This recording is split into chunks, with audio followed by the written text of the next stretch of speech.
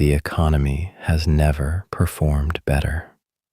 GDP at record highs, billionaire wealth doubled in 5 years, and more than half of all workers on Earth cannot make it to the end of the month. That's not a paradox. That's the point. We were told that if the economy grew, we would all benefit. That was the deal. Work hard, the pie gets bigger, everyone gets a slice. But something happened between the promise and the present. The pie did get bigger, enormously bigger. The slices just didn't. It didn't happen by accident. On September 13th, 1970, Milton Friedman published an essay in the New York Times Magazine, 3,000 words. His argument was simple. The only legitimate responsibility of a corporation is to increase profits for its shareholders. Worker welfare? Nice, but optional. Community investment? Charity? Environmental care? Irrelevant unless required by law. This essay did not describe how capitalism worked. It prescribed how it should work. And within a decade, it did. After the 2008 financial crisis, the largest economic collapse since 1929, millions of Americans lost their homes to foreclosure. This is the part most people know. Here's the part most people don't. As families were losing those homes, a private equity firm called Blackstone was buying them. 50,000 single-family houses, $10 billion. Phoenix, Atlanta, Las Vegas, the hardest hit cities. They bought them at the bottom. Housing was just the beginning. Private equity investment in healthcare grew from $5 billion in 2000 to over $100 billion in 2024, 20 times in 25 years. When private equity acquires a hospital, a study published in 2025 found something remarkable. Deaths in emergency departments increased by 13.4%. Hospital-acquired infections, falls, bloodstream infections increase by 25%.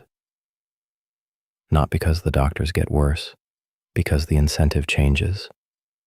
The hospital is no longer primarily a place to heal people. It is an asset to optimize.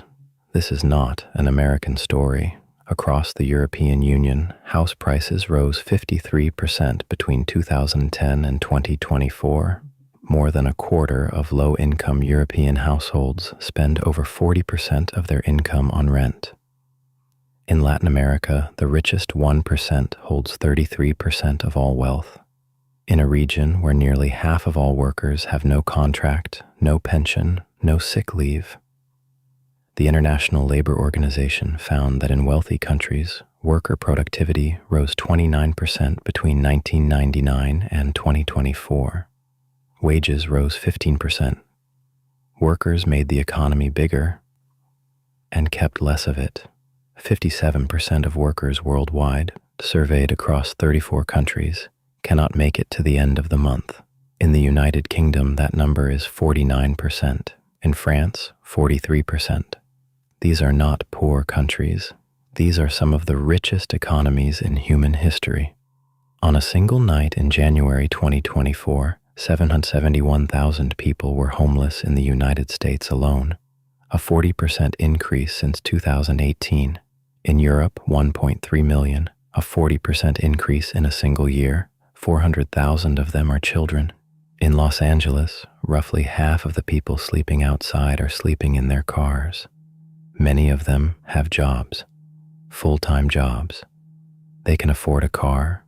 They cannot afford a door. The economy has never produced more.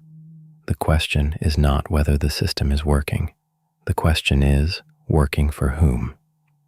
And the answer has been hiding in plain sight since 1970.